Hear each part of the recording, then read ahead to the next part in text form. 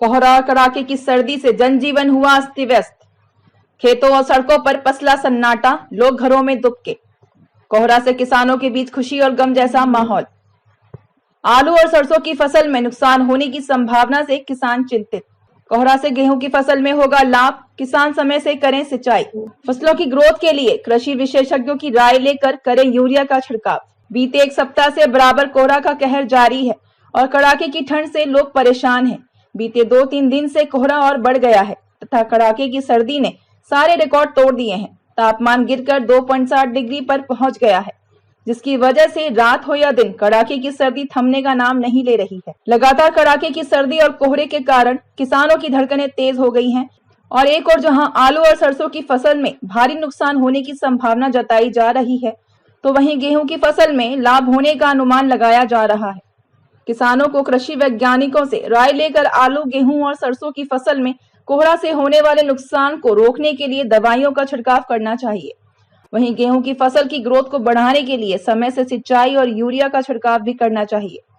कोहरा की वजह से ठंड का प्रकोप बढ़ गया है, जिसकी वजह से सड़कों पर सन्नाटा पसर गया है।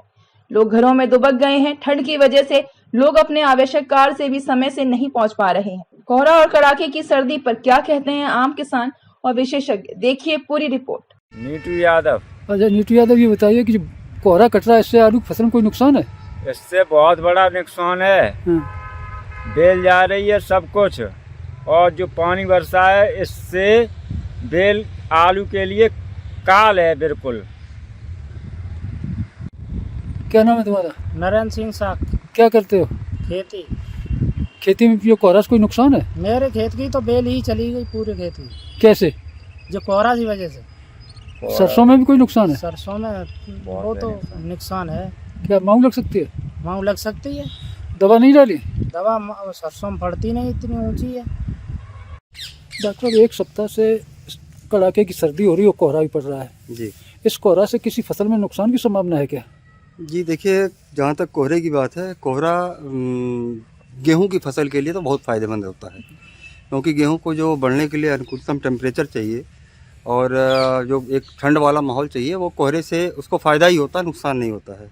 लेकिन बाकी की जो फसलें होती हैं, जैसे सब्जी वाली फसलों में खास करके आलू है या टमाटर है या और भी जो अन्य सब्जियां हैं, उनमें कोहरे का कई बार कोहरे का और पाले का नुकसान देखने को मिलता है। कोहरे की वजह से कई बार कीड़ों और बीमारियों का प्रकोप भी बढ़ जाता है। जैसे इस समय आप देखेंगे तो झुलसा रोग का प्रकोप जो है आलू में और टमाटर में ज़्यादा देखने को मिलता है। क्या करें किसान? और दूसरी चीज़ ये है कि जैसे आप देख रहे हैं कि कोहरा पड़ रहा है या आपको टेम्परेचर बहुत डाउन हो रहा है और ठंड बदली वाला मौसम कई दिन तक रहता है, तो उसमें झुलसा लगने की संभावना बढ़ जाती है। तो उस केस में आप जो है सुरक्षात्मक छिड़काव के रूप में फफूंदी नाशकों का छिड़काव कर सकते हैं, जैसे मैनकोजेब है या प्रोपीनैब है या क्लोरोथेलोनिल है। इन फफूंदी नाशकों में से किसी फफूंदी नाशक का 2 ग्राम पर लीटर पानी के हिसाब से घोल बना करके आप अपनी फसलों पर छिड़काव कर देते हैं, तो उससे ये रोग रोका जा सकता है, बचाव हो जाता है। लेकिन यदि झुलसा खेत में आ गया है, झुलसा की पहचान ये होती है कि थोड़ी सी पत्तियां हल्की सी ऊपर को मुड़ने लगती हैं और किनारे से फटने लगती है, किनारे से सूखना शुरू करती हैं, बाद में वो एकदम चटक करके सूख जाता है और इसका असर पहले पत्तियों में दिखाई देता है, फिर तने पे आता है और फिर नीचे कंद तक चला जाता है। तो जिस खेत में अगर शुरुआत हो गई रोग की, उसमें आप साइमोक्सेनिल और मैनकोजेब का मिश्रण आता है बाज़ार में। साइमोक्सेनिल 8%, मैनकोजेब 64% या फिनामिडान 10% और मैनकोजेब 50% का मिश्रण आता है। इसका यदि आप 2.5 से लेकर 3 ग्राम पर लीटर पानी के हिसाब से घोल बना करके स्प्रे करा देते हैं, तो रोग को काफ़ी हद तक रोकने में मदद मिलती है। इसके अलावा मेटालैक्सिल युक्त दवाएं हैं, उनका भी प्रयोग किया जाता है। अच्छा, सरसों में भी कोई नुकसान हो सकता है?